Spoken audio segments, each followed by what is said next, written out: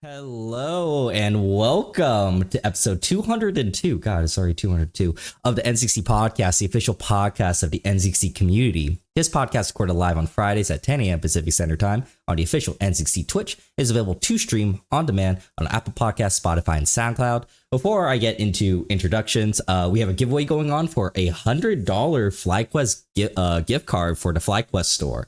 So everyone, please stick around to the end of the show for a super secret word that gives you 500 extra entries into the Gleam giveaway. So please stick around till the end. Yes, there is an ukulele right here in the background. I'm very rusty. But with that being said, my name is Mike, and with me is not Ivan. Ivan is currently dealing with some personal stuff right now. So everyone give some prayers and thoughts for him right now. But I still have the legendary Rudy by my side, and introducing our very special guest of the day. You've seen her artistic talent all over the internet. This cat is either dressing up in fruits, on the toilets, or showing his butthole for some reason. She logs into League for pain, logs into her canvas for peace, and her art single-handedly has provided you more mental stability than any of your ranked teammates will ever dream of doing. Our forever broke streamer and artist, Basil Lee. Basil, thank you so much for joining the NZXT podcast. Can you please introduce yourself to our audience? Yeah, hi, I'm Basil. I draw cats. I don't know, I kind of got introduced pretty well already. I draw stuff and then I play League sometimes, and yeah, it's about it, really. I mean, hey, that's a pretty simple life. I love it. So we're gonna kind of learn a little bit about you and everything like that. We're gonna kind of transition from like the beginning, I guess. So Rudy, I think we have the first question. Yeah, absolutely. I think we want to get to know Basil a little bit better, and so I'll kick things off with, how did you get into gaming when you were younger? I think I started playing like Flash games, or like when I went to school, we still had like computer labs and stuff. So a game I really liked was like PopTropica. I don't know if anyone played that. Oh. This is when like the Flash games were a thing, right? I was a gold digger one.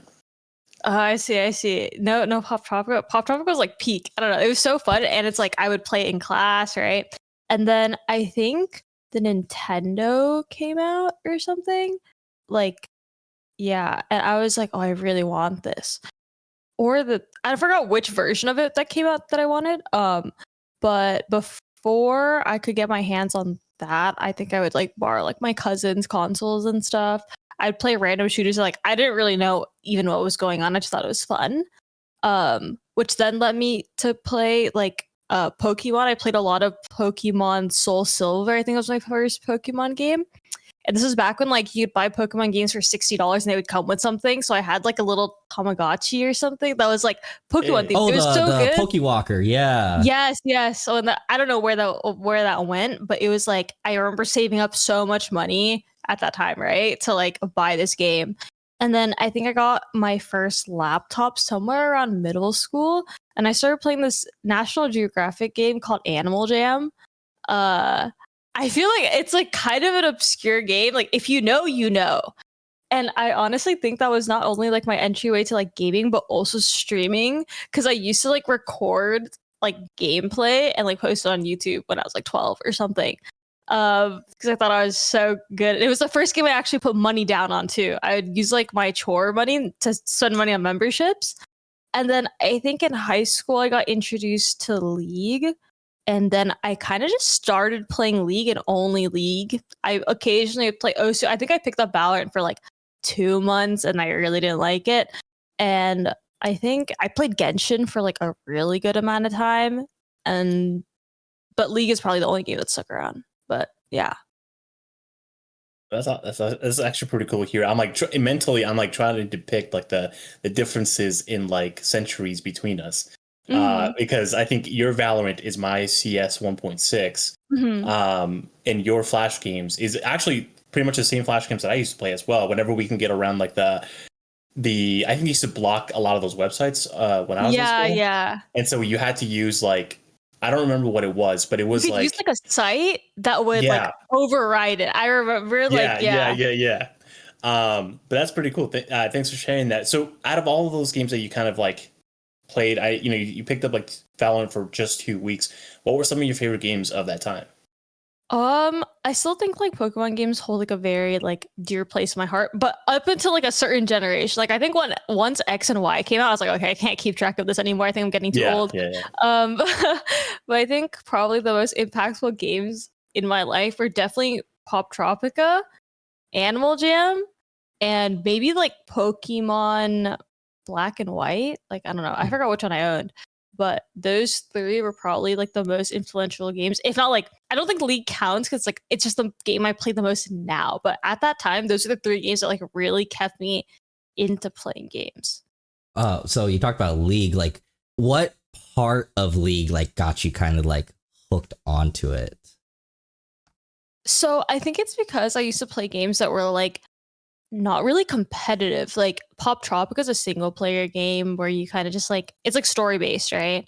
And then like same thing with Pokemon, it's like story and strategy. And then like Animal Jam is like it's like a role playing game, I think, where you like learn about animals. So I think once I finally got into like a more competitive game where it's like other people are involved and you can be better than other people, I was like, wait, this is kind of fire. And like the champions at the time were like really cool. And I think I also started playing around the time when like Worlds was around or something. So there was like a lot more hype. And I was also lucky enough to join when like I think Team Liquid won like 4 times in a row. So it was just a lot of stuff for peaking in League. And so I think that's what like really, really got me into it. And like I had like stuff to stay around for basically. Who did you main during that time? Oh, I think I mained either, I don't know, it's been a while. I went from playing mid lane for a little bit to support to mid to ADC because I played support for a really long time because I used to play on a really bad Lenovo laptop on like 200 ping. So whenever I'd press R on any character, my frames would go down to 10. So like playing support was just like a little easier because even if my frames dropped, like it's fine, you know? But yeah. Yeah. Nice. Well, apparently, we've heard through the grapevine that you were a math prodigy in school. What was that like growing up? Well, I grew up in like a very academically forced household, you know. And I think it's because both my parents are like immigrants. My mom is from Vietnam, my dad's from Mexico. So like getting like peak education is like, you know, it's a big motivator. So I used to do a lot of like, it's like Kumon adjacent, you know, or like, I don't know if that's a thing where you guys are. Kumon is like a math or like subjects. It's like extra school, basically. It's just extra school. It's just torture. So a lot of my summers were filled with like, I need you to complete this math textbook by the end of the summer. So I would do that for like multiple summers where I would just grind out multiple like math textbooks. And once I got to high school, my high school was a little scuffed, but I think from middle school to high school, I was always like 1 or 2 grades above, specifically in math, because it's just numbers, you know? It's like, not that, it's like once you got it down, you got it down. So I think it was really shown that I was like good at math when I got into high school. And in my first year, I skipped to pre-calc. And then by my junior year, it's just because of how my school worked, but I stopped being able to take classes because I ran out of classes for me to take. Like usually stats is optional, but I had already taken it at some point. So like I was kind of just like doing nothing my senior year. Yeah. You ran out of classes to take. I know. Did they put you... No. Did they put you like in Avid, or did they make you take classes that, for example, would count towards college? So it got a little messy. So basically I did dual enroll because my school didn't really know what to do with me. So I just like dual enrolled for some random community college was like in my area. But I like trolled myself by not taking the first calc. I think it's like an AP test, right? I did not take it seriously. I think I scored a 1. Like I literally had no idea what was on there. I was like, oh, that's fine. I passed. I did not pass. I ended up taking this, like, I took calc again because I was like, oh, if I can just do it my senior year again, it should be fine.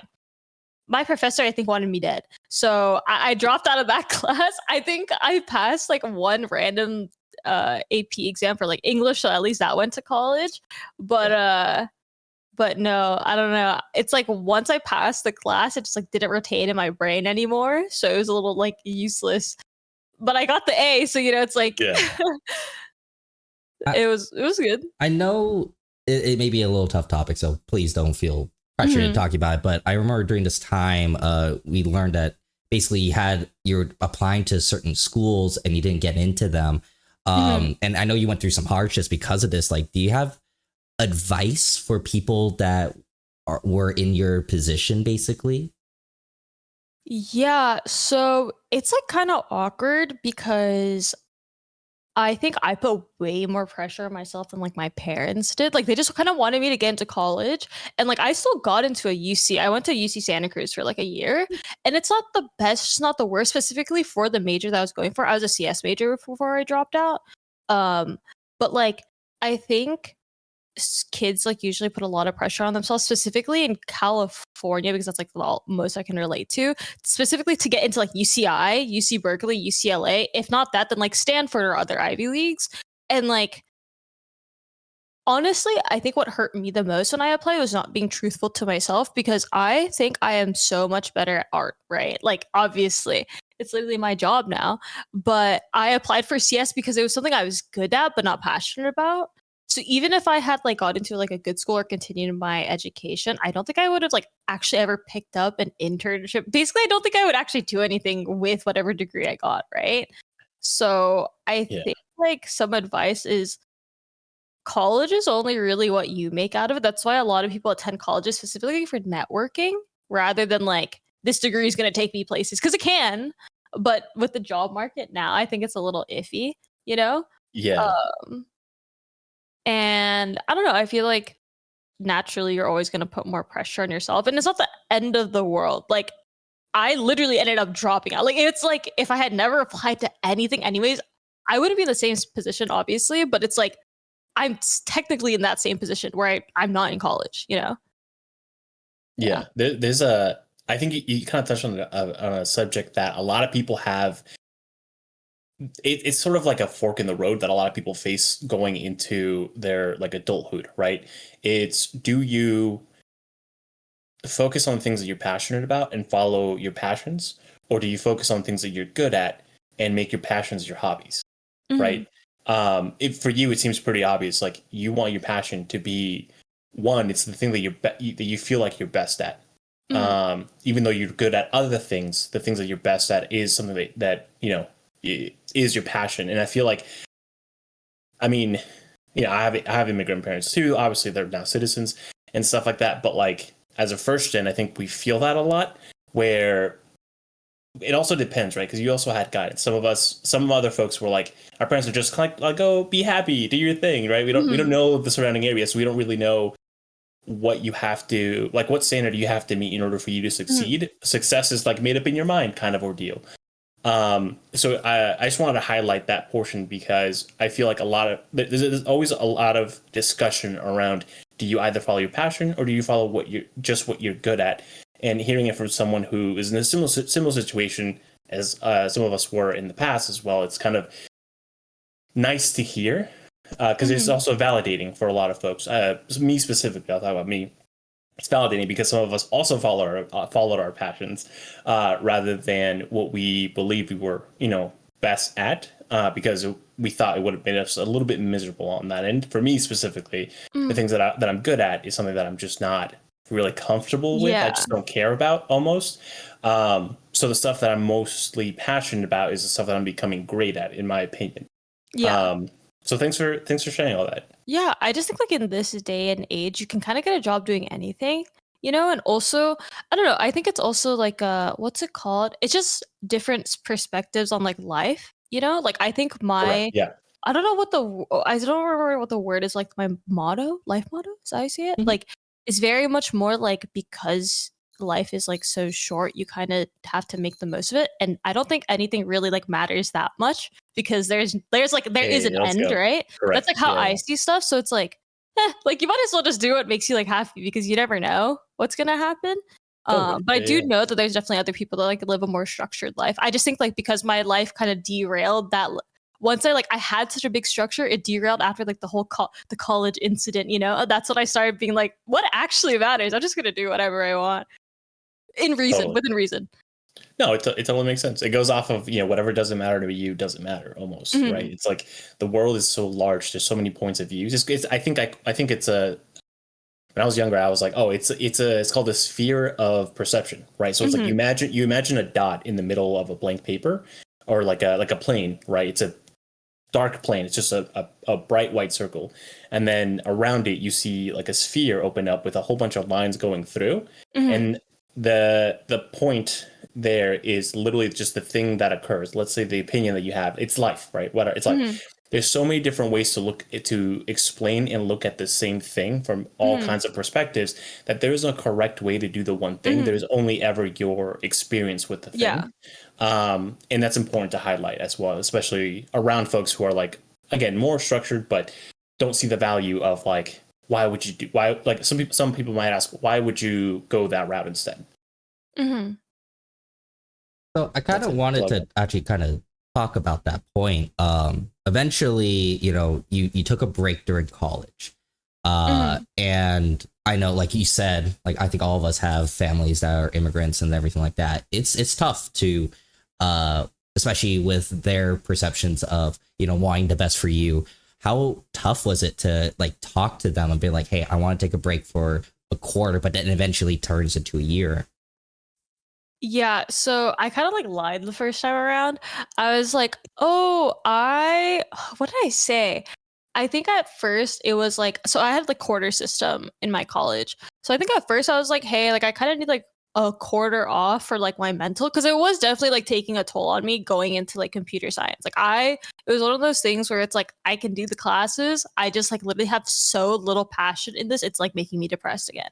Um and so because of that, I was like, "Hey, I kind of need like this quarter off." My parents are like, "Okay." And then once I was that behind in that quarter, I was like, "Oh, okay, I think I'm going to switch majors." And so I think I was talking to I forgot what they're called, just like my major counselor or whatever they're called. And I was like, "Hey, what does my timeline look like if I switch majors?" And they're like, "Oh, you'd probably graduate a year late." And I don't know why. I think it's because it like completely my perception of what my life was like looking like was already like different. So when I heard that more things are gonna change, I was like, oh no, like I can't do this, you know? So what do you mean I'm gonna be like delayed another year? And so then I was like, if I'm gonna be delayed another year because one of my classes I can't take until next year anyways, let me just take a break for a year, you know? And so my parents are the most happy, but they were like, okay, like I guess, like as long as you're going back. And then I kind of like, instead I was like, oh, actually, I want to go to community college because it's getting too expensive, you know? And then I withdrew. I remember I was like kind of looking to apply to community. I was definitely lagging though. So I missed an entire semester that I was supposed to apply. So like basically it kept like adding up. And around that time, FlyQuest reached out and I like got this like opportunity at a job, which was like crazy, you know, because I think they definitely took like a leap of faith on me and explaining that to my parents like very much not easy. My dad is someone who is very much like if you find something that will get you money then like just do it, but my mom is very education based, so like for her it kind of took her a while to wrap her head around.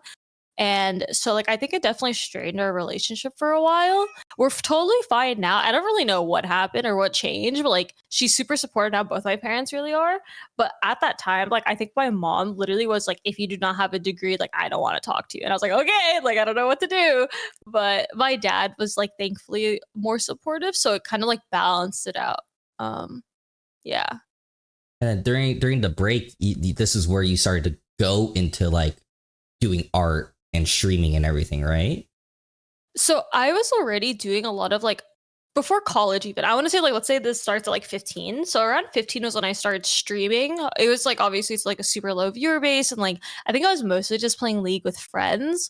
But around then was when I started streaming and I started doing commissions. I think I actually my first like mini job was doing commissions for league streamers and doing their emotes. I think that's like literally how I started. And one of my big like breakthroughs was like I randomly did a for fun emote for the streamer at the time. and people were like, oh, this is so good. So obviously like the word got around, and so I was able to do like emotes for a lot of people, and I think that's how my like reputation built up.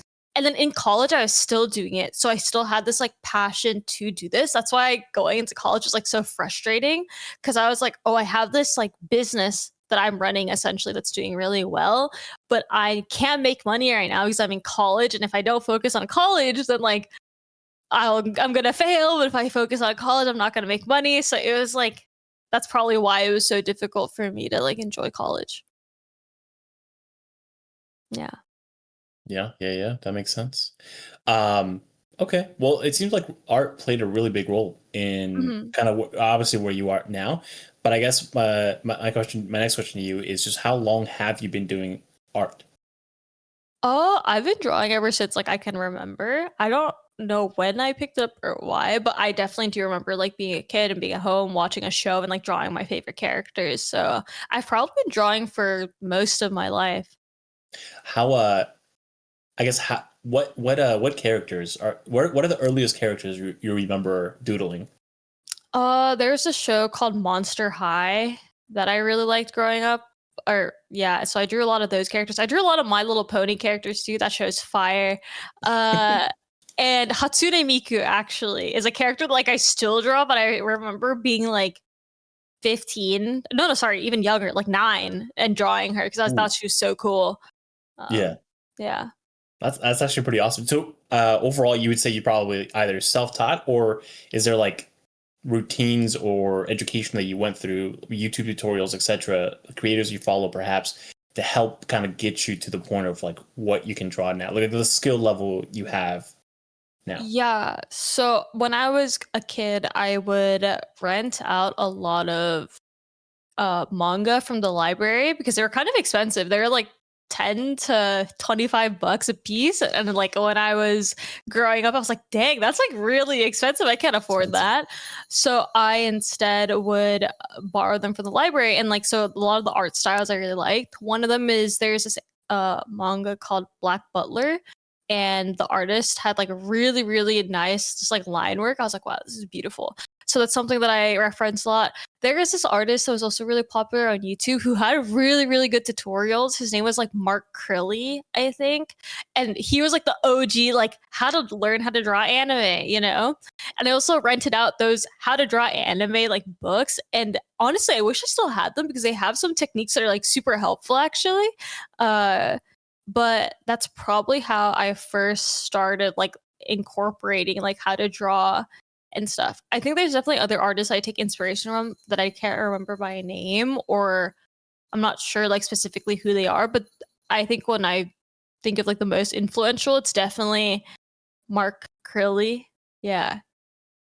Yeah, So stuff right now. So yeah, it's pretty cool. I'm curious though, like so you started so young, just drawing for fun. What made you want to start? Like, do you remember your first like art stream? And like, do you remember like doing it like first time you're really starting to push it publicly to people? I don't remember when I first did my art stream, just because my early years of streaming are like a complete blur. Like I don't really know how it happened or what happened. I think, yeah, I don't really know what happened there, but I do remember when one of my friends. So I basically did commissions, physically, right? Because I wasn't very confident in digital art, but I would like do drawings and like paintings and stuff. And one of my friends in middle school was like, "Oh, you should like sell these." So I actually did portraits for like 12 bucks when I was, how old was I? I don't know, 13 or something. So that was like my first real introduction to, oh, people like pay for art. Like that's a thing. Because also going back to the whole conversation about like education and stuff, I grew up with the mindset that anything related to art is going to only lead to failure and will not make you money. You know, I Right. feel like it's a Yeah. very heavily pushed mindset, at least an old one. So I was like super scared of becoming an artist or even pursuing like an art career because of that, which is why I didn't apply for art in college. But I was like, wait, people actually pay for art? That's kind of cool. Yeah. Yeah, I agree. I think a lot of us kind of grew up with that mindset too. Especially Mhm. I think in school specifically, a lot of folks are like, ah, if you're gonna be an artist, you're gonna end up like on the Get ready to be streets or broke. something. Yeah. Yeah. And it's like you'd be having a hat. You're like, hey, could you Yeah. give me Yeah. some True. please True. please spare some change, sir? That's literally what I do now. But so what I guess what does the mixology look like? What concoction of tools do you use now to create art? Because I feel like you do commissions, but then you also have, I've seen on your profile, you have like some fudge, how do I call it? It's just really, I guess, more structured artwork. It's like more realistic artwork, and then you have like your cats. What tools do you use now to kind of bring those to life? Yeah, so a lot of it is being chronically online. I scroll Twitter a lot and I just bookmark a bunch of stuff. For example, if there's like so for the cat stuff specifically, let's say there's like a funny meme or like meme format, I'll just bookmark it because I'm like, oh, maybe I can incorporate like my cat art into this somehow. So that's how I structure like the cat art stuff. Sometimes I go a little crazy with the cat art where like dimensions are added or shadow, but I usually don't do that too often. And then what else is there? For more structured art, I kind of just like do the same thing where I'm scrolling through Twitter, I see something I like, or let's say something is happening in League or a game that I'm playing that I really like. And so I'll just like take note of that. I have like a private Discord server where it's just me and I have like different channels. So one of them is called like typing. And so I'll just type like, oh, draw Kaiso with like wings or something, like if something pops into my head, I'll just like write it in there. So if I ever get bored, I'm like, oh, I don't know what to draw. I'll go back into that tab. Oh, okay, I know what to draw now. And then I also go through Pinterest a lot. Pinterest is like super underrated, I think. It's because it's just photos. Like if you ever need photo references for anything, just go on to Pinterest. That's probably where I go the most, yeah, for inspo and stuff. That's actually pretty interesting because you use Discord in the same way we would use like a task list manager or like a to-do list. Yeah. Like Notion. I don't know. I can't figure out how Notion works because it's too many things to look at. So like I just use Discord. It's the same thing, It's too technical. Yeah, I have the same gripe with Notion. It's too technical. It's too much. It's just there's too many layers. I can't do this. Okay, so obviously you draw a lot of different things. What inspired the cat? So the cat was kind of around the time that like 1 year period where I couldn't figure out what to do with my life.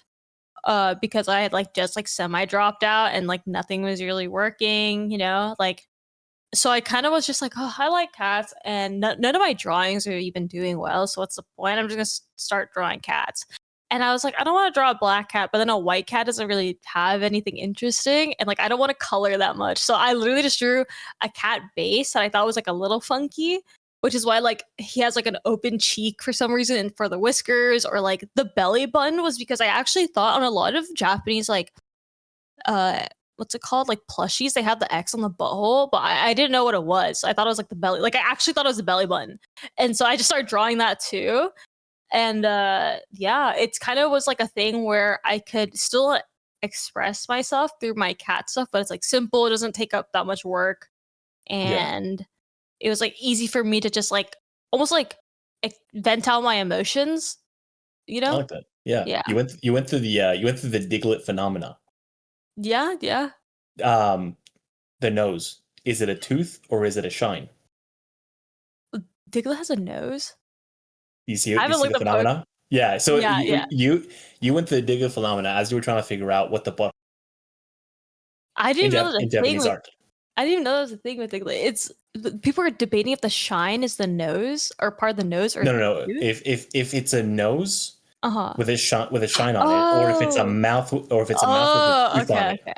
Okay, gotcha. I think it's a nose. It's definitely a nose. There's no way it's not a nose. It literally sticks out, right? It literally looks like a tooth. So I don't know. Okay, fair. But that's the Basil in the butthole phenomena. Yeah. Which is, what is that X? And she's like, is it the belly button or is it the butthole? You'll never know. We'll never know.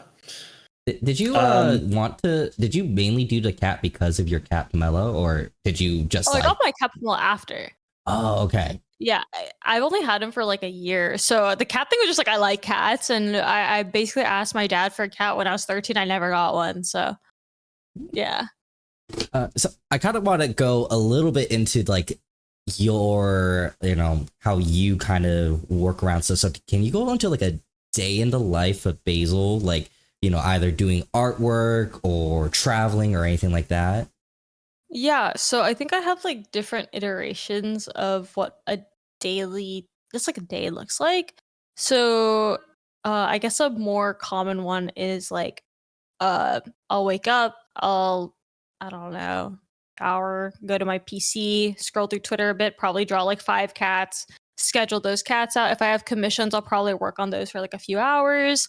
On the rare occasion, I'll be asked to go into like the FlyQuest office for some content or to help with some content or a photo shoot. So I'll probably do that either for the whole day or like maybe 3 hours, come back, and then, you know, if I feel like doing more work because my schedule is super loose, throw in some more commissions, throw in some more cats. If not, I'll probably just play League. When it comes to traveling or more just like intense days, for example, like days where I don't know, I'm cosplaying for a League event, it's like wake up 9 a.m., you know, like getting ready, cosplay, makeup and stuff, 2 to 3 hours, go to the event for another like 5, 6 hours, stay in the cosplay, like uh the entire day is basically just work up until the end where I'm just like sitting at my desk. I need to watch YouTube videos for like 5 hours and go to bed, you know? Yeah. And then on a travel day, super depends on like what FlyQuest usually needs from me. And for anyone that doesn't know, FlyQuest is the org I'm under. And so usually because it's like League related, I'll go there, I'll help them with like short form or I'll do content with them. But so far my traveling days have been like relatively loose. It's like I make my content, I help them with theirs. Yeah. Is there something that people, or like especially your audience or your fans, may not realize about your daily life or like the workload you do? My days are so busy and unbusy at the same time. Basically, I have to always be ready for something to change at all times, which makes it really hard for me to ever plan stuff with people or just like in general, right? Because let's say I'm like, hey, my Friday right now, my entire next week is free. However, I know that at 5 p.m., usually like at the very end of the week, I'm going to get an influx of random stuff that I need to scatter throughout my week, you know? So let's say it's like, okay, next week looks free, but then on Monday, I'm being told I need something on Friday at 6 p.m. Okay, I can do that. And then I'm randomly like, hey, do you have an hour and a half to sit in this meeting on Tuesday? Oh, okay. Suddenly my Tuesday is no longer as free as I thought. And then on Tuesday, they're like, did they tell you about the content you have from Wednesday to Thursday? Nope. At least now I know I have content. And now suddenly I'm like super busy. But the week before, it's like, I'm not busy at all. You know what I mean? So I think that's like something about my life that people don't realize, because sometimes it looks like I'm literally doing nothing, but it's more like I'm constantly on standby, if that makes sense. Totally. Yeah. Yeah. Out of all that work that you do, mostly going back to commissions, it's like which kind of commissions do you like doing the most? I think it depends. I really do enjoy doing the cat commissions, especially when it comes to like people commissioning stuff around holiday times, because it's really cute. Like it's actually really sweet seeing people be like, oh, my girlfriend has liked your art for like a really long time, and for her Christmas gift, like I really want to get us drawn together. Like that's so cute. I think that's the cutest thing ever. There was a point in time when I did more like anime-ish art where I did commissions for people who were celebrating like an anniversary. It's like a comic thing. And so I got commissioned to draw like panels of people and like specific photos that they really cherish of them and their partner. And I thought it was the cutest thing ever. Like it's so cute when you get like this message of someone like gushing over the person they care about and you get to like draw it. Like that's so crazy, you know? That like you trust me with this. And I think like what else? I will say though, like sometimes the cat stuff, it does burn me out. I'm like, I need to draw something else. Please, someone commission me like a really pretty girl to draw and I'll draw it, you know? Like I really want to do this. Which is why occasionally you'll get like the, does anyone want a more expensive commission, but I'll draw it a lot more detailed, you know? What are your rates, by the way? Do you can you say that, or? Yeah, inflation is crazy now. So cat art is like, I gotta pay to live. I fear.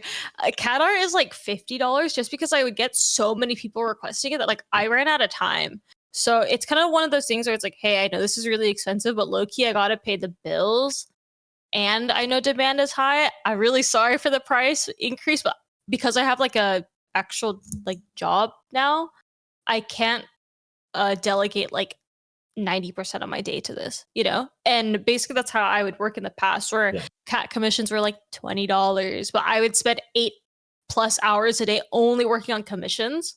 to the point where I couldn't do other stuff. So it's like a healthier balance. Of course, like sometimes I try to work around people where it's like, hey, if you can't afford this, like we can figure something out, or if you feel more comfortable paying in like 2 to 3 payments, like Klarna, but I'm like, take your time, bro. Like I'm not in a rush, then I try to do that because I definitely understand how it feels to like want art but not be able to afford it. Yeah. Do you remember your first commission by any chance? My first commission? Hell no. Well, aside from the first one that like I did for like a friend paid me $12 to draw them. I do remember that one. I just have no idea if I even have a photo of it or not. But first digital commission, I don't remember who commissioned me. But they definitely kickstarted something. Okay. Well, right now demand's pretty high, and it pays the bills to some capacity. But was there ever a point where like, yeah, you were just like, this is probably like this is not gonna work out? I know we talked about this earlier about like art and obviously jokingly putting a hat out on the street to get some dollars. But like, was there ever a point where you were like, I don't know, art in commission, the commissions aren't going to be paying the bills, neither is streaming? Probably around say like honestly everything happened around that like college time. Okay. I was like, I think maybe right before college I was like, wow, like I'm not really making that much money from streaming. I'm like, commissions are fine, but I'm making like okay money, because I was like living with my parents, and to be fair, I didn't charge that much for stuff anyways, and so I felt like I was like overworking myself, not really making that much money. So I was like, dang, like what's even the point of doing this? So that's probably around the time where I was like contemplating not doing it anymore, just because I couldn't see the value in it. Got it. Do you feel a lot more pressure when you're like creating art for others, or do you feel more pressure when you're creating art for like yourself, like when you're drawing your cat for like Twitter? Probably when I'm drawing stuff for myself, because when I draw stuff for other people, there's like a structure to it. Like I know what this person wants and I can execute on that. But when it's me, it's like, dang, I hope this does well on Twitter. If it doesn't, I think I'm in my flop era, Like I think, am I a failure? Like I can't do anything that I want to. Where it's like, when it's for someone else, like as long as they're happy with it, I'm happy with it. Okay. Yeah. Do you have advice? I know people out there would love to, draw and make commissioned art for a living. Do you have advice for those that want to do that? Yeah, I think this is like the part that sucks about freelance work, but like in order to start, you have to kind of sell yourself short, which like it does suck, but I don't know a way around it. Like I'm speaking from personal advice, in a lot of like the fields that I did like take more of like a chance on, I literally like undersold my art for like a really long time until I had enough credibility to be like, hey guys, I really appreciate the support. But like because of like the influx of like work I'm getting, I will be raising prices to keep up or like whatever. And usually, you will lose some people, but it one balances out. And also like the people who do want to continue to support you, maybe they can't afford your art, but they will support you, which like overall will help your numbers. Like people will still keep track of you, but you kind of have to like tank it yourself to start.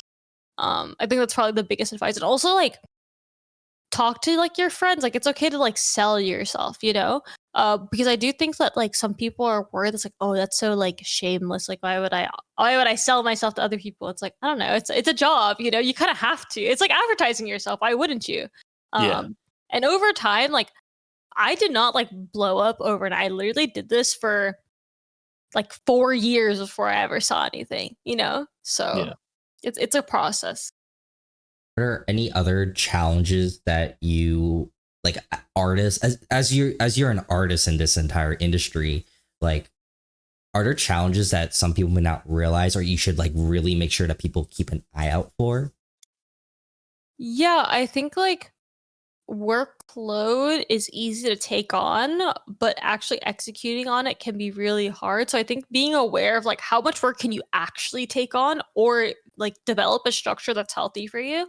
Because something that I did that like I really struggled with was I would take on a lot of commissions and then I'd be like, oh God, like how am I even supposed to finish this? So what I started doing recently was I started taking on a lot of commissions with separating it into batches, where it's like, hey, because you were part of the first 10 people that messaged me, you'll be in batch 1 that I can finish, within a week, so it's like 1 to 2 commissions a day. So it's like a lot more manageable. Then there's like the second batch of people where I'll work on this in 2 weeks, but you tell them. So, whoever's commissioning you is like aware of a timeline.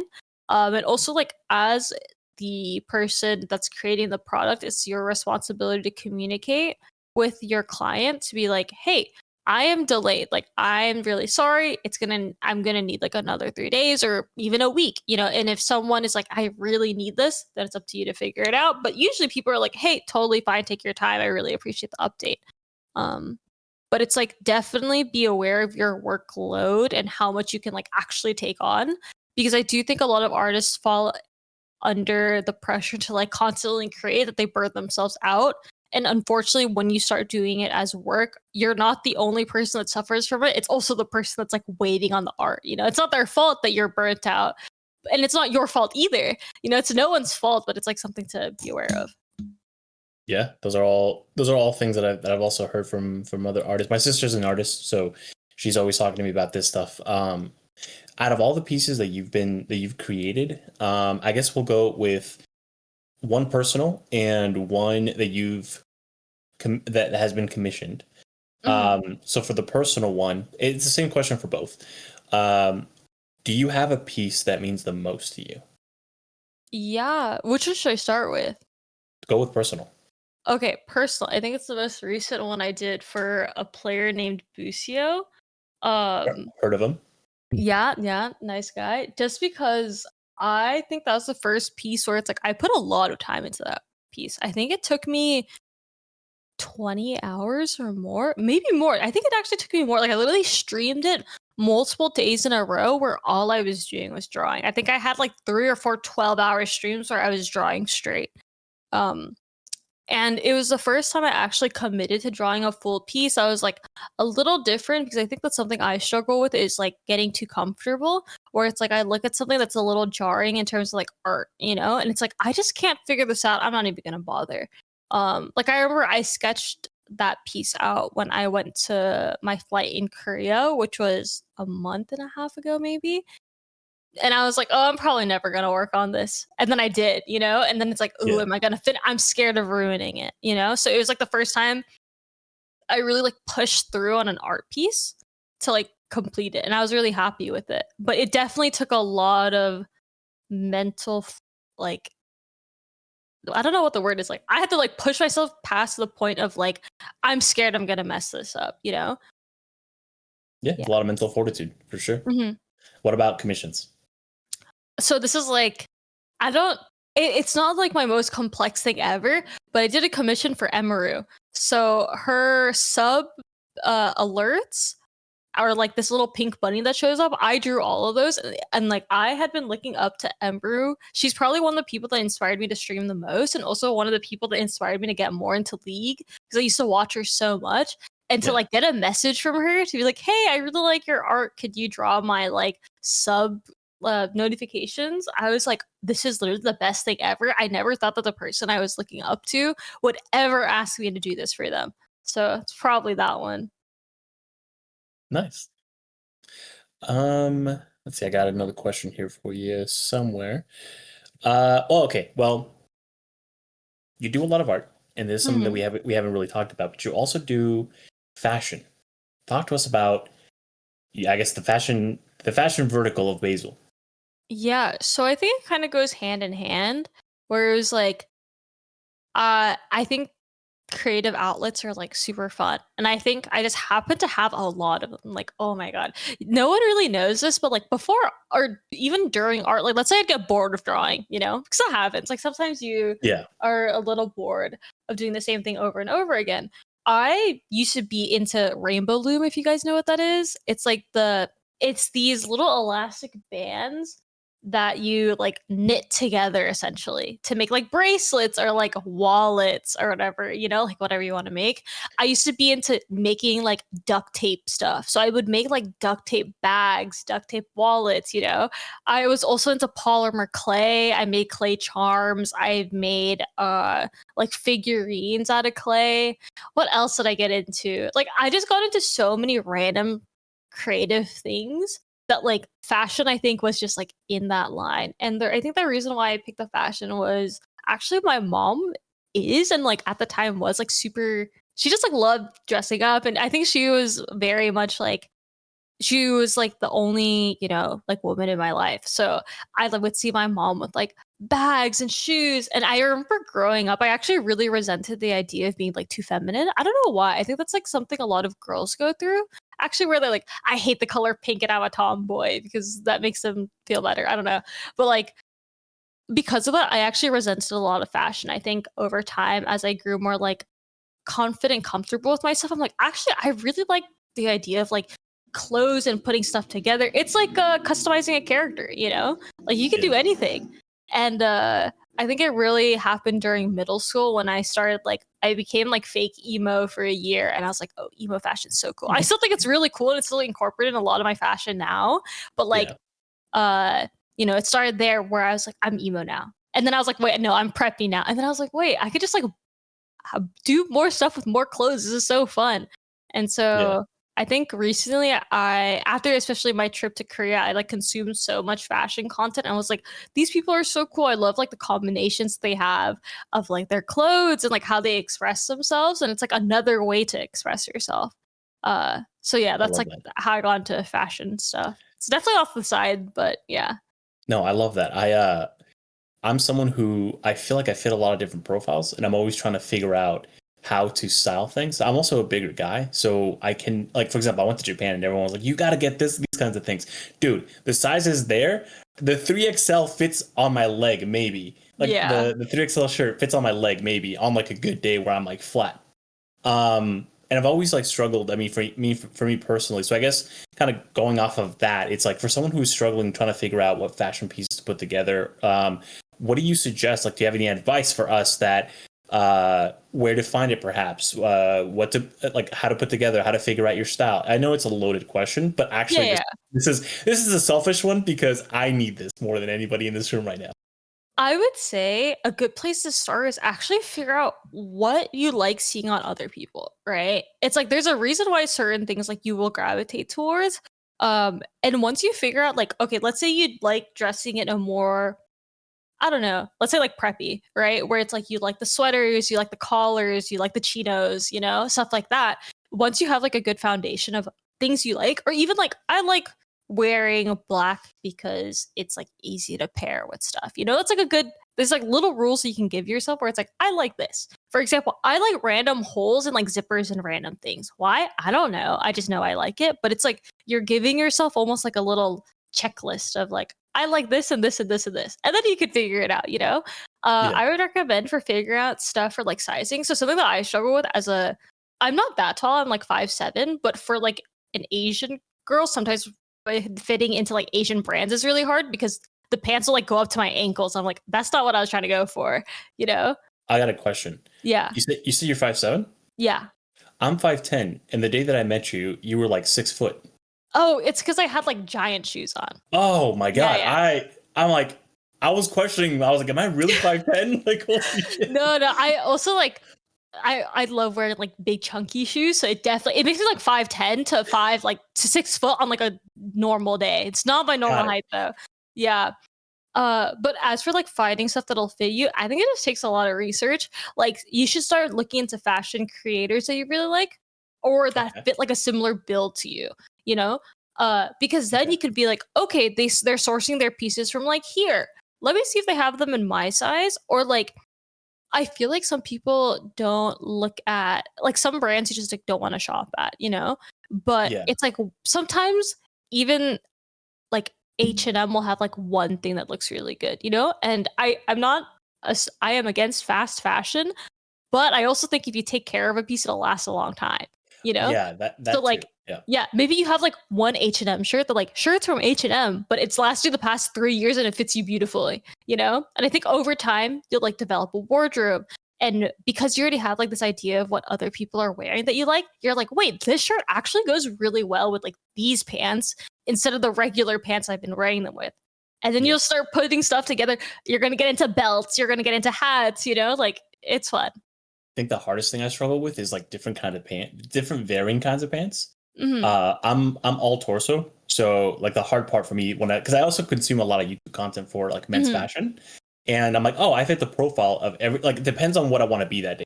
Do I want to look like a nice guy? Do I want to look like a douchebag that just got off a motorcycle? Like, what do I want to look like? Because I fit a lot of the profiles, and I'm like, I like them all. And I think the biggest risk that I take is actually ordering an expensive shirt or something that is like traditional sizing. And then and I'm like, and then when it comes on to me, I'm like, I am too big for this. Or maybe like perhaps it doesn't fit the way that I thought it would. So that's like the biggest struggle that I have specifically with fashion. And then also figuring out outside of blue jeans, what other kind of pants to wear. Because I just haven't. I used to be big. And by big, I mean like 310 pounds. So like I've come down a lot. And so the hardest thing I have, the biggest, what's the word I'm looking for here? The biggest trust issues I have is with fashion.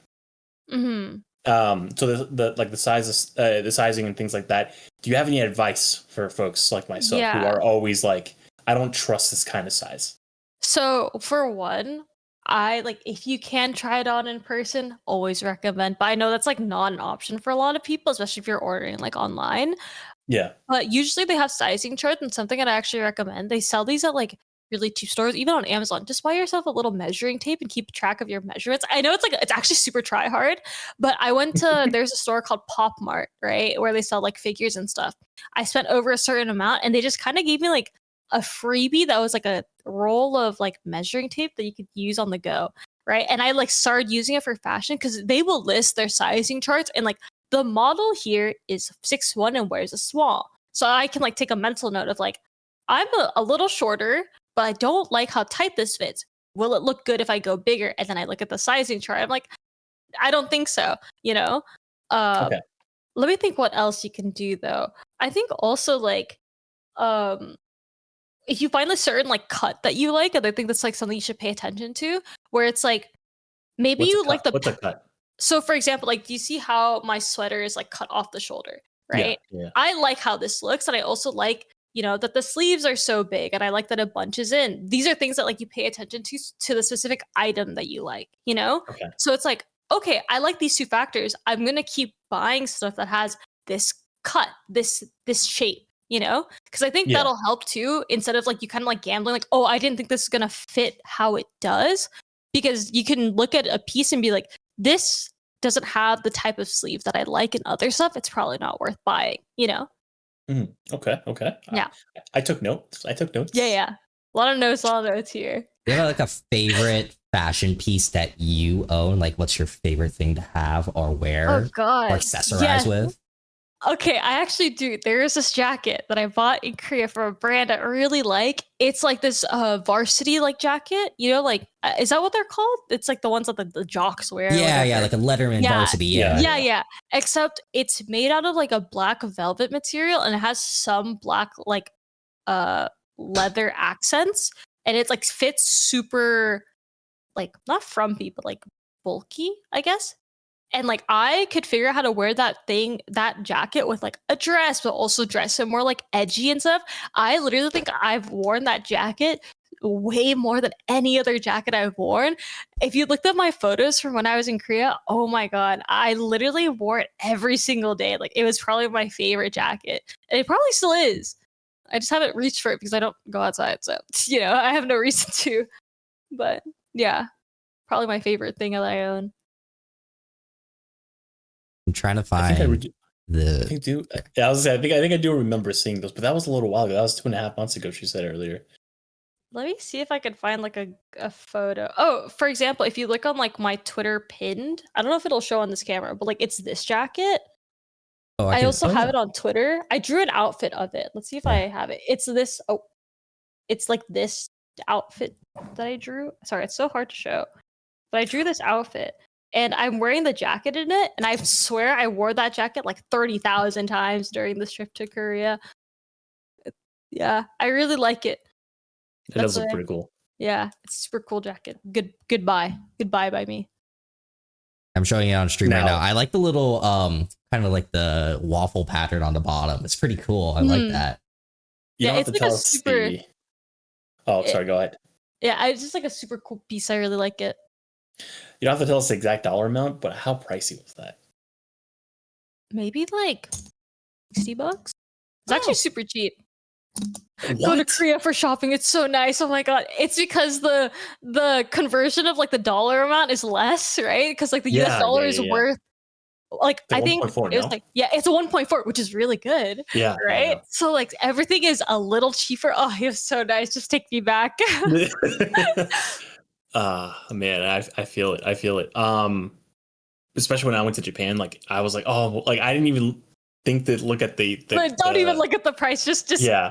just The take my moment card. that there was like one thing that I saw that I love, I like looked at the price, and it was the coffee that I was getting from the little vending machines. Mhm. It was like 88 cents. After that, I did not look at the price anymore. I just said, "Here's my Yeah, card. yeah. Let's just go." Yeah, just like I remember buying food and be like, "What do you mean I can buy a whole meal for $3 US? That is insane." You It's know? nuts. It's the It's best. I'm like, dude, crazy. affordability Yeah. exists. Let's go. Okay, so let's transition over into FlyQuest. I know you mentioned it earlier, but there was some folks who arrived late. So can you go over how the partnership happened? Yeah, okay. Completely honest, I didn't even know they had eyes on me, but I had been posting a lot of art for a while, and obviously because I was in the league scene, I was following like LCS at the time. I was following LCS. I was a super big Team Liquid C9 fan actually, and I remember like I actively joke about this, and I think they know this, but I literally was like, "Wow, FlyQuest is so bad, but their jerseys are nice. I wish that they would get better because then I would buy a jersey." You know, like it's something I joke about a lot. And then I think they picked up Prince and I was like constantly watching them. I also at this time was posting a lot of fan art. So I would do fan art for Team Liquid. I do fan art for C9. Like I think they had won their trophy, and I drew them a little like chibi stuff. So I was like, oh, like congratulations. And I think this had orgs like looking at me. And I started drawing stuff for FlyQuest as well. And I think this just had me on the radar for like this is a content creator that's like super invested in like league and like gaming. And then I remember I got a DM from Papa Smithy, and he was like, "Hey, you know, we're trying to maybe have this like creative what's it called? Like I don't know, they were just like looking for creatives in the industry that like maybe wanted to work at FlyQuest." And I was like, "Oh, that sounds kind of cool. Could I know more?" And that led into like, would you like to be a content creator for us? And I've been with them for like 2 years now, I think, Yeah. almost 2 years. So that's kind of how it happened. Yeah. So what was it like bringing your ideas to life with FlyQuest, whether it was like the cats or any additional stuff that you've done with them?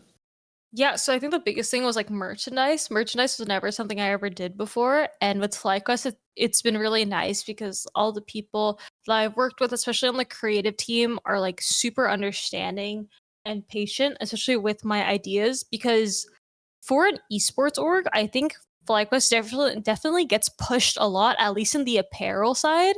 Like Hmm. if not everything else, but especially in apparel, like the jerseys are super unique because I think our like artist for apparel super talented. Her name's Carly, and she always has like really really good designs. But we have I to like think she's in trust. chat today, by the way. Oh, I love Carly. I love working with Maybe. I'm not Carly. sure. Well, I hope she sees this. But yeah, I love working with Carly. Basically, it's like a lot of people in gaming don't really have an eye for fashion. I'm so sorry. That's just true. Like it's just the truth. You know, people wear the same shorts and like shirt, and that's okay. That's how you like to dress. But when it comes to more like almost like eccentric styles, I think that's something that FlyQuest like always pushes. So I remember when I was making merch, especially my most recent stuff, I was like, hey, I have like a crazy idea. It's gonna be really complicated, but I need you guys to trust me. And that's something that like I've gotten only positive reception from, and I really really value because like they could understand the vision, or at least they believe me enough to try. And you also with this, you created the Basil Cat Cafe. So how was that like making like your art come to life and also having a pop-up for your art? So that was so stressful. Oh my god. So it would kind of just happen because I was talking to Angie, who she does a lot of the I believe like marketing, but at that time she did community stuff. And I was like, hey, I have this idea. I see pop-ups all the time. I really want to do my own pop-up. And I think this was actually after Anime Expo, where I had actually sold my stuff in person for the first time, and it was crazy. Like the fact that people actually knew what it was or were like actually buying stuff. There's this tweet that like went like a little viral when Anime Expo was around, where I was like, oh man, I'm at Anime Expo, really excited. And I sold out on the first day. There were 3 more days to go through. I had nothing left to sell, and I was like, oh. And so that was so stressful. I ended up figuring something out. But like, I was like, I really want to do this one on a smaller scale, just because Anime Expo was a bit stressful. And so I was like, hey, what do we think about doing a pop-up? And then we started like outsourcing, like, should we do it at a cafe, blah, blah.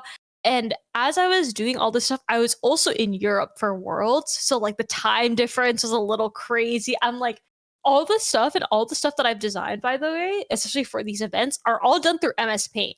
So I'm like in my hotel room on like a kind of bad laptop and a tiny drawing pad, just like sketching stuff out in MS Paint, giving myself full carpal tunnel, to like just get this done with. There's like a 14-hour time difference between us. It was so stressful, but I think the fact that so many people showed up to like support was so shocking to me. Or even people at the cafe being like, what is this? This is so cute. They just buy stuff. And I think we did it again recently. And it was so cute because there were multiple people that came back that I knew had come the first time. And one person I specifically remember, I know this person's on my Discord server, so I don't think they're watching. But I'm not sure if they're watching. But he came in with like my sweater from the last time and like the plushie, which like, that was like a super limited sale. It was like 2 weeks, so to come in with like the plushie, the sweater, and he's coming in with like his mom and his dad. It was like so cute, because I think this is like some 16-year-old kid maybe who like reminds me of my little brother. So I'm like, this is so cute that like I could impact people like this way, yeah. If you had to do That's like awesome. a follow-up, like a part 2, FlyQuest, BasiilLeaf, NZXT pop-up, like what would you do differently and what would you do the same? Boba shop. Boba shop. Coffee's a little hard. Oh, sorry, my voice just cracked. Coffee's a little hard because like I really like coffee, but coffee is also not everyone's thing, and neither is like matcha, But if you go to a coffee shop, you'll get coffee or any sort of caffeine. Like, what's kind of the point? It's not like a situation where it's like customize your drink and do anything. However, boba, fire. Everyone loves boba. If you don't like boba, I'm sure just get a smoothie. You don't like boba?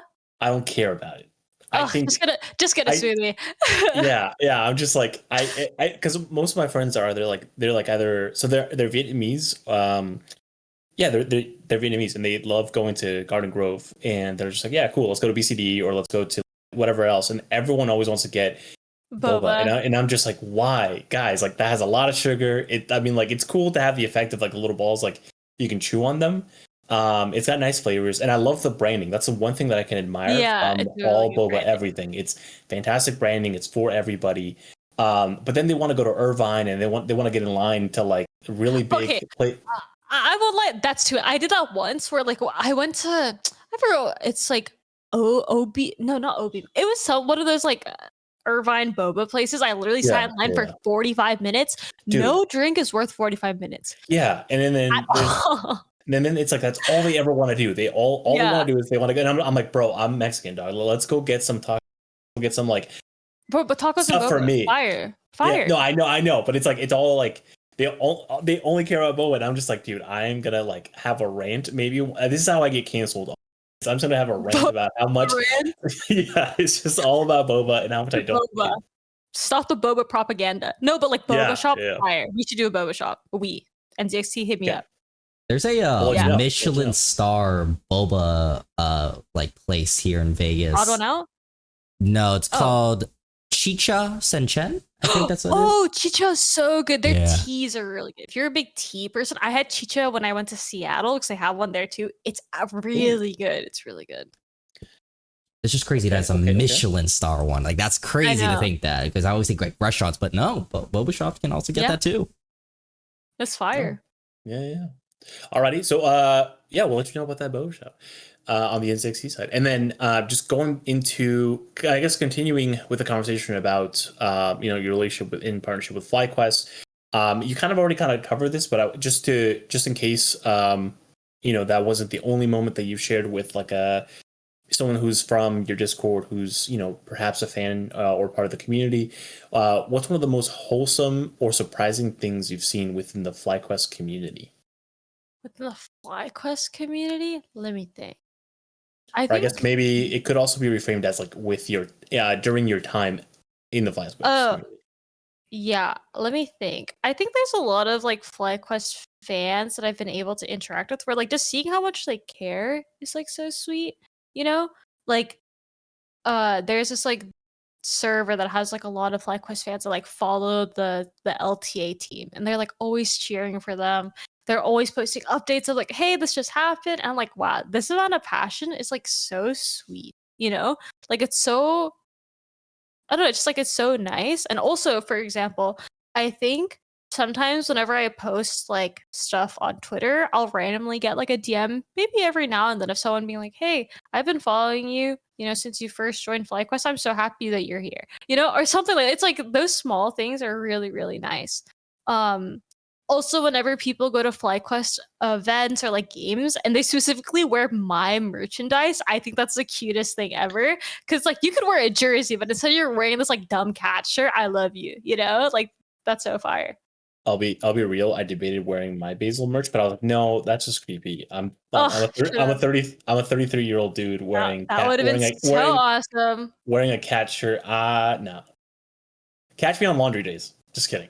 Whatever. I genuinely like the merch, by the way. I genuinely like the merch. Thank you. I'll be filing a complaint. Yeah. It's one of those things. So like I mentioned earlier about fashion. It's like I fit in several profiles. I'm like, when do I want to look like a creep? Cool. That's what I'm gonna wear. No, you don't. You look fire. You're gonna the cat on my shirt. I'm gonna like. How many people told me that they've like gotten numbers with my stuff? Do you know how many people are like, dude, you're like people are complimenting my shirt at the gym? I'm gonna wear my Basil shirt and go get boba and wait 45 minutes for boba. See you at Seaside. No way.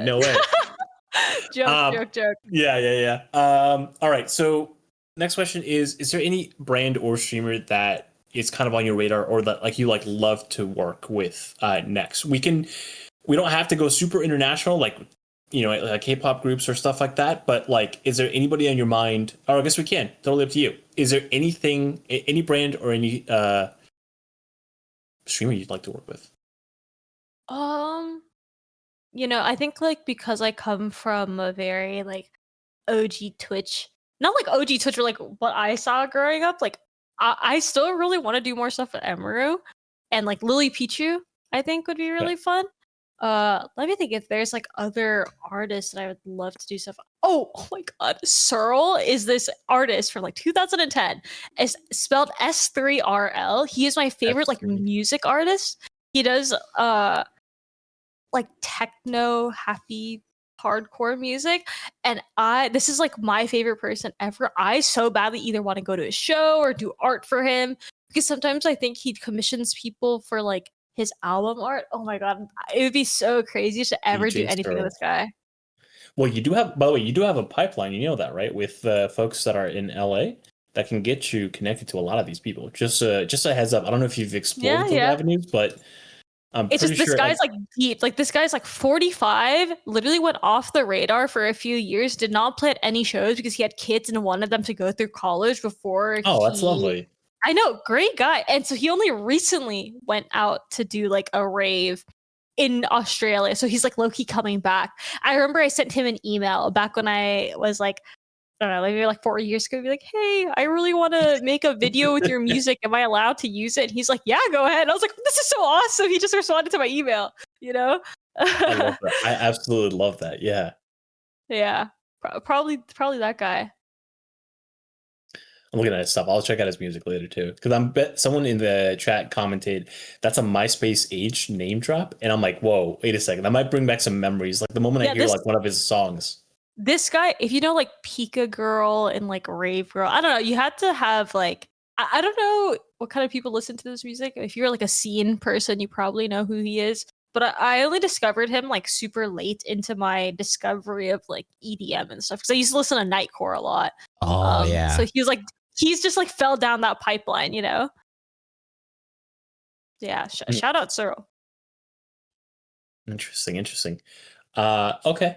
Mike, Do you want to cover the next one? Yes. Alrighty. So we are gonna do a little rapid fire questions. I got a list of random rapid fire ones. You could go in depth as you want, but don't feel like you need to.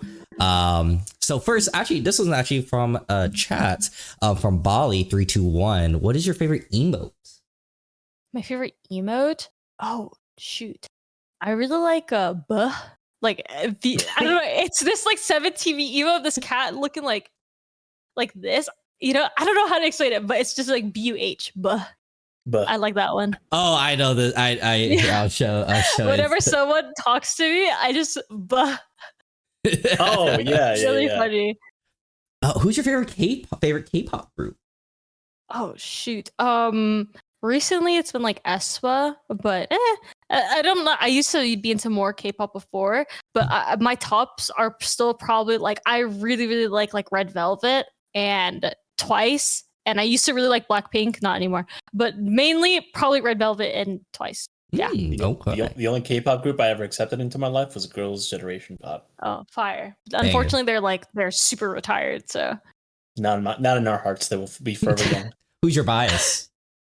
In general, for Twice, I really like Sana. Sana is my bias, and in Red Velvet, Joy is my bias. What is your favorite game outside of League? Osu. I open it occasionally. It's like I just click and it's music. You know, it's so simple and so easy to enjoy. Is Flash on D or F? F. Why would Flash be on anything else? Oh my god. Flash F on D. Flash. Flash on D. Always. The Faker said Flash is on F. Flash on D. Flash on F. I can't even. No, I can't. That feels disgusting. Oh my god. What is your favorite League champ of all time? Kaisa. Were you always an ADC main? When I first started, yes, until I couldn't auto attack because of my frames. Yes, I played MF, and then I played Jin, and then recently it's in Kaisa. Mm-hmm. If Pamela had a League role, what do you think he would main? Oh, he'd probably play like top or jungle. This guy's a menace, so yeah. Not a polite guy, this one. I don't even know where he is. Would he be a toxic jungler? I think he just like talked too much. Like sometimes you get those games where someone's like talking to themselves and you're like, what the hell is wrong with this guy? I think he'd be like one of those players. Like he's not really toxic. He's just kind of like, you kind of just leave that guy alone. I need you guys to chill. I feel seen and called out. I need you guys to chill. He's a bit of a talkative one. If you would you rather jungle for a toxic mid lane or duo for a Yuumi main with a Yuumi main forever? Oh, I think I'd rather do it with a Yuumi main because I think Yuumi is broken, and like if we mess up, it's like my fault. But it depends on how good the Yuumi is. It's one of the ones that they basically are attached to you and they'll never leave ever. They won't go out and auto attack or anything. They just stuck. They're like, oh, they'll wait at you for fountain. Third option, uninstall. I'm not touching League. I'm retiring. And speaking of, if you could delete a champion from the game forever, that you never have to see again, which one is it going to be? Probably Yuumi probably Yuumi. I think that champion's like, I just don't understand. Like, I understand, but I don't understand, you know? They need to fix that one. It's just not fair. It's just such an odd cause of like, oh yeah, we have 5. Okay, now this one's kind of attached and you can't hit them. Yeah, or Mel. I actually don't like Mel. I really hate Mel. I know she's new. Get her out of here. I hate that champion. She is kind of, she is very disrupting. She's just annoying. She's just annoying. Like, I hate it. Would you rather do ARAMs forever or just rank? Just rank, because at least you can get better. What's the highest rank you've gone to? Masters. Dang. What season? Last season. No way. Yeah. Bro, that's huge. Rudy, you just got to Emerald, right? Yeah, I'm on my way to Diamond, but Masters is huge. Yeah. Damn. What the? I was grilling Papa Smithy on the last podcast about that because he was like, oh, I was like really high. I was like, yeah, but I was like Trinimir's like ulti was broken. Scion was, yeah. You know what I mean? Yeah. But last season, I'm like, yo, mad respect. Thank you. I played the game way too much. How many hours do you think you spent on League total? Oh God, I don't think there's enough hours to say. Like, I probably have spent like 3 years worth of hours on League, probably. Have you? I think you Surely. can check that, by the way. I think you can check. Isn't there like an online checker for Oh, like how much how long time or whatever? Yeah. Yeah. If I find it, do you want me? If you Are you find comfortable? yes. There's also Oh. the other side of the question too. We can also look up is how much money price? have you spent on League as well? Okay. I actually have not spent that much money because I've been very, very lucky. Okay. I will say I got gifted so much stuff. I got so much free RP. Like some people give me RP as gifts, right? So honestly, I've probably spent like $2,000 on League in the past 7 years I've played it. Oh, that's not bad. However, bad. the Uzi skin is coming out. That is like $500. They'll be taking my 500. I All right, hate to be that kind of person, but they can have it. Basil. So I plugged in wasted on League. LOL. Yeah. Go ahead and fill that out. That way we don't release your IGN. And tell us what that magic number says. Okay. It says it says 8. Okay, wait. Let's just do this one. So 8,000 hours, right? It's 8,226, and then I need to put in another account. 1 second. Oh, we have a second. Another. account. Oh my god. Oh my gosh. Wait, hold on. 8,000. How much hours? 226. Yeah. Divided by 24, which is 342 days. And then add Ooh. 652 to that hours. So I have 2 accounts I play on. So Oh, that's like a week. yeah, That's about a week and a half. it's just 27 days. So it's like I've had a little over a year on League. Worth of Yeah. But hours. that's a League straight up playing. Yeah. Around 369 days. Damn, not bad. Not bad. Not bad. That's crazy. I mean, I get it though. I really like this game. What can I say? I literally only play this game. Like if I don't play this game, then I'm doing nothing. I'm drawing. And how long have you played League? Since 4? season 7 or 8, so we're on what, 15 now? So 7 years ish. Oh, okay. Okay. We have about the same time, but I've been playing for 11, 12 years now. Oh God, I'm so sorry. Yeah. Sorry to hear you have the same amount of time. I have 391 days. Yeah. Okay, it gets shameless, you know. League gets crazy. It's so yeah. easy. One game is literally 1 hour, like, you know. Yeah, I feel it. And that's the reason why it's so painful though, because then you got a whole hour you got to go through. Yeah, it Dude, gets really as it gets tough because as you get older, you're like, do I need to use the facilities before I get to the next game? Do I need to really? stretch? Like, do I need to stretch? Oh yeah. Oh, like stretching is always good. Even at my blossoming age, I'd be doing stretches. You pop. No, I'm just like I'm wrist, scared. Yeah? I'm like scared to take a sip of water before I go into a match because I'm like, am I? Guys, I need to pee. I need to pee. Yeah, I'm like, am I gonna be in the middle of a fight and then it's like, you know what I mean? Like, mentally, I'm a grandpa. I'm just like, if I take this sip of water, is it gonna be the reason why I leave? You're starving, dehydrated, clicking your buttons. I feel like it's worse for you because you're gonna be like all antsy and stuff. It gets worse as you age, guys. Oh God. Ivan, I think, is watching this, but he hates sleep. If you had to try to sell and like try to make him play League, like what would you say or do? There's like 160 characters. You don't even have to play ranked. ARM is beautiful. You just spawn in as 5 people randomly, just start fighting each other. You know, let's say you don't want to do that. There's this game mode called Brawl. You can pick your champion to do the same thing. There's champions that do everything. If you want to like sit back and relax, you can do that. If you want a champion that like always goes in, you can do that. If you want like to be a tank, you can do that. There's something for everyone. And literally, there's an option where you can just mute people. Literally, if someone's pissing you off, just pretend they don't exist, and you'll have a lovely time. Yeah. Been saying it, man. Beautiful game. Also, let's say you don't even like the game. Go watch Arcane and then come back. You're just going to get some random piece of like inspiration for some reason, you know? Yeah. I also see you have a lot of plushies behind you. What is your number one favorite? Oh, God. Let's see.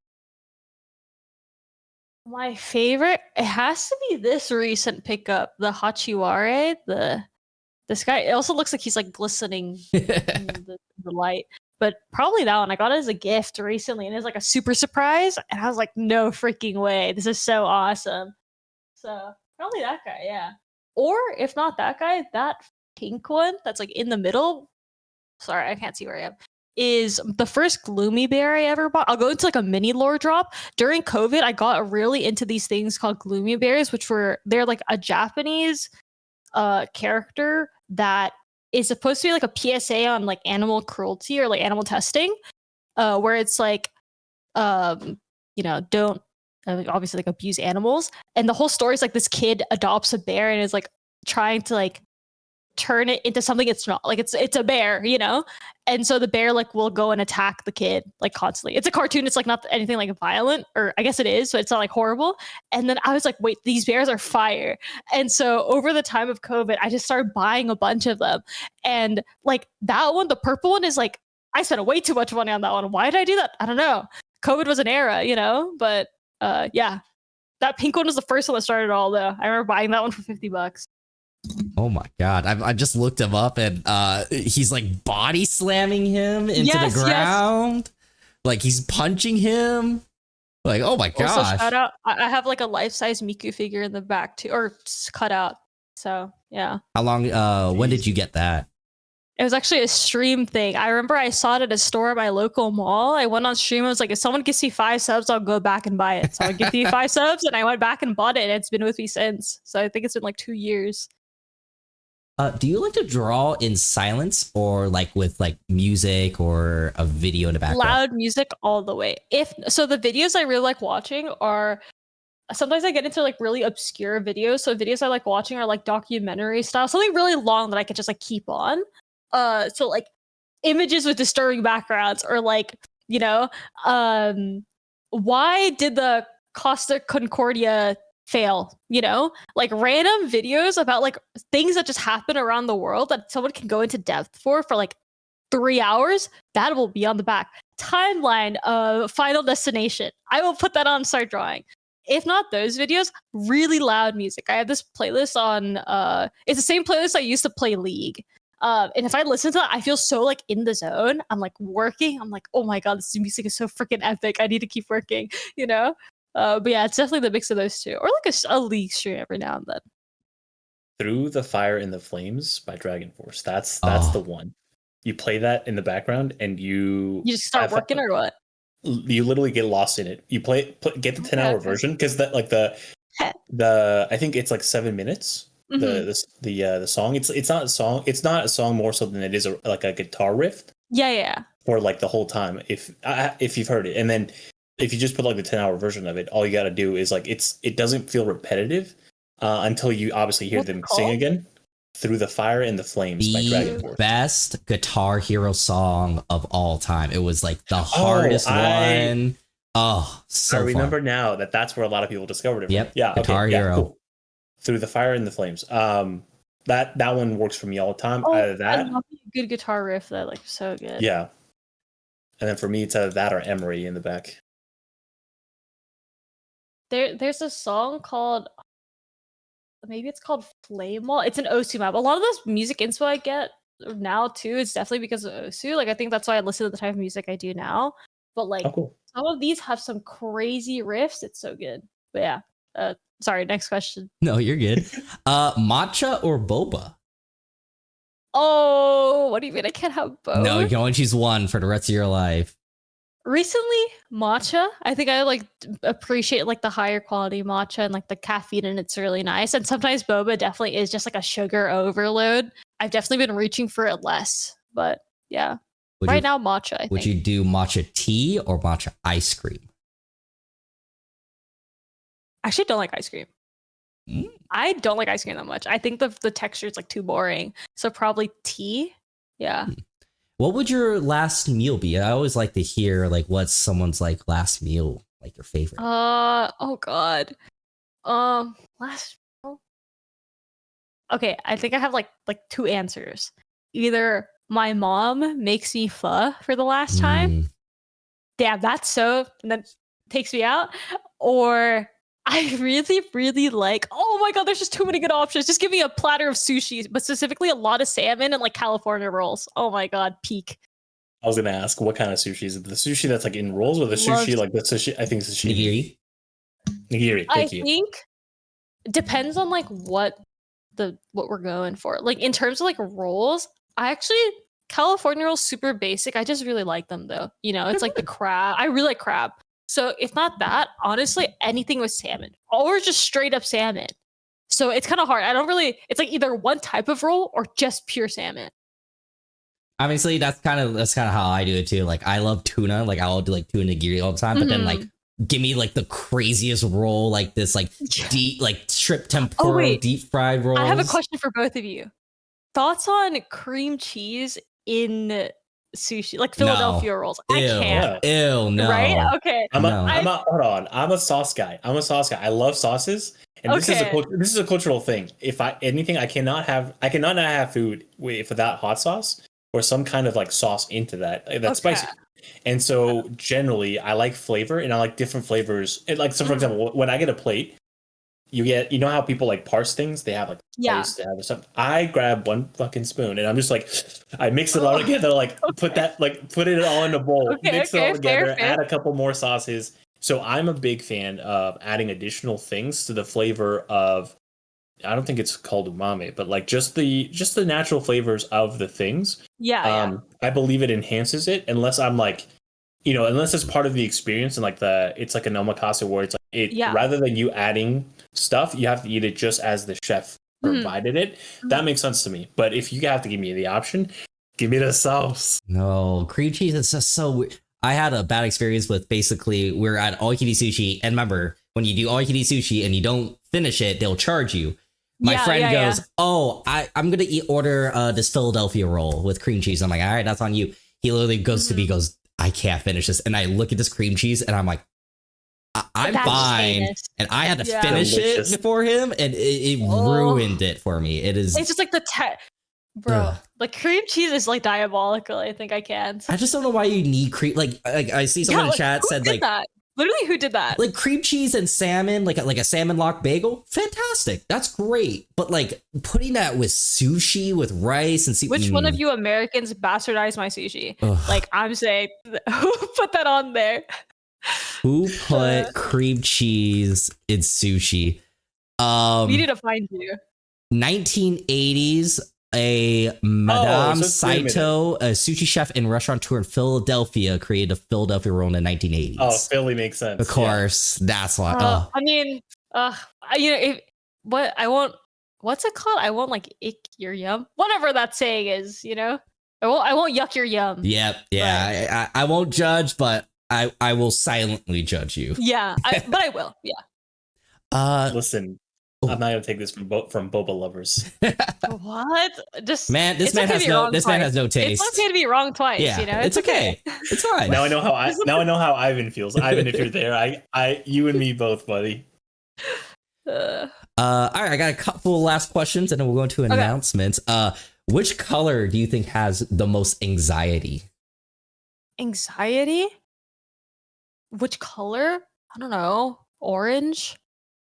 It's giving anxious. I like that. And these last two are kind of like insightful ones. So if you could give yourself advice to your younger self, like you see your younger version of you right now, what would that advice be?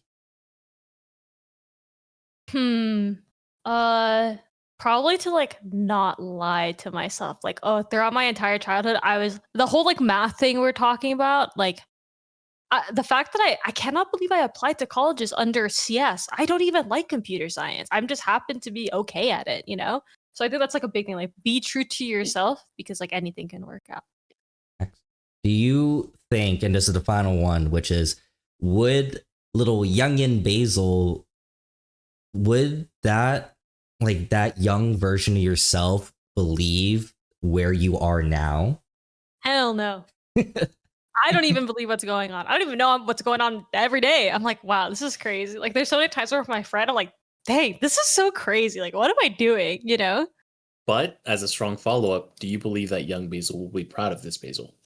I would hope so. I'd be working hard. So if young Basil's not proud, girl, we got nothing going on. Alrighty, that wraps up the rapid fire. Before I go to announcements, Basil, do you have anything you want to bring up? Any announcements coming up? Any events happening? FlyQuest plays this Saturday. Tomorrow, if you're going, I will be there. But Don't gank me. I'll be scared.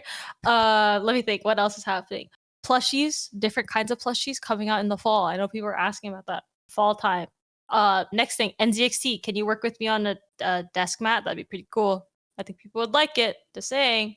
I think. I'm not saying we're. I'm not saying anything for now. Just saying. I don't. Please, I don't. please. I want a new desk mat. All right. Rudy got to work on it now. He says, please. We got to do it now. I'm not saying anything for specific reasons, not because we're not working on it, but I cannot confirm nor deny happening, but also not happening. Okay, heard, understood, whatever that means. If I could wink at the camera. Yeah. Okay. Do it both eyes. Hold on. There you go. Alrighty, I'm gonna go to some announcements and then I'll give this secret code word for the Gleam giveaway. Basil, get ready for this because I have some words for you for that secret code word. Okay. So first, if you are in SoCal and want to shape the future of NZXT and our future products, there is a link. I'll go ahead and send the link out right now. You guys can go ahead and fill that out. Selected guests will get an exclusive gift for participating. So go ahead and sign up. I can't say exactly what it's about, but it's going to be really dope. So go ahead and click that link and do it. We just launched our new bunch of new products. Honestly, we have a new micro ATX case, the H3 Flow, our newly updated H9 Flow, Kraken Elite 420 millimeters. It's crazy how these things are getting bigger, and a line of Kraken Plus coolers available in 240, 280, and 360 millimeters. Take a look at nzxt.co/new stuff or !new stuff in chat. You guys can join the club, join the NCC club. You can see that there are some people that are getting Poochie points. Basically, you guys join the club, nzxt.co/club or !club in chat, and you can basically do quests. Very simple, just basically interacting with us on social, and you get Poochie points. And you use Poochie points to get monthly giveaways and free stuff. I'm literally, after this podcast, I'm going to be sending out like cases and coolers and mice and everything, free stuff. It's literally free, and all you have to do is just join in. So it's super dope. Join the nzxt.co/club. Also, thank you, Basil, for joining us. So please follow Basil on X or Twitter. I always call it Twitter, Instagram, TikTok, Twitch, YouTube, and a bunch of other ones. !Basil in chat. You can go to her beacon and go ahead and follow her on everything. If you don't, I'll find you. Okay. That is the next thing. Is that we are also hosting an in-person feedback event at NZXT HQ this summer. So if you're around, keep an eye out on our socials for an announcement for that. So that's gonna be super dope. So I can't wait for that. I know there's a couple people in chat that were there for our last one. Super fun. Alrighty. So for our secret code word, I'm going to have to show this off on this because, Basil, what is this cable management here? What is this? What is this here? Dude. What is this? Basil. You know, the PC's intact. That's all that matters. I mean, it works, but like, come on. I don't know how cable management works. I swear. And I was like, this time, don't worry, guys. I'll put it in one by one. I'll start wrapping it up. I don't know what happened. I looked down, it's a mess, and I just have to hope to God that my house doesn't burn down. But it won't because NZXT PC is so strong and cool, it'll never do that to me. I saw this and I went, oh no. Saying all the right things. I love it. And yep. That is the code word for the 500 extra entry, which is please cable manage. Please cable manage is the secret code word. It actually looks fine right now, I think. I would show you, but I can't. That is the code word for the 500 extra entries. Thank you, Basil, for joining us. Thank you, Rudy, for joining me. And thank all of you guys here for joining us live on Fridays at 10 a.m. Pacific Standard Time on the official NZXT Twitch. And don't forget to listen to previous episodes on Apple Podcasts, Spotify, and SoundCloud. If you got any questions for us, send an email to podcast@nzxt.com or tag @NZXT on social media platforms. Thank you, Basil, for joining us. Follow her on all these platforms. Thank you, Rudy. Thank you, everyone. And happy Pride Month. Have a good day, everyone.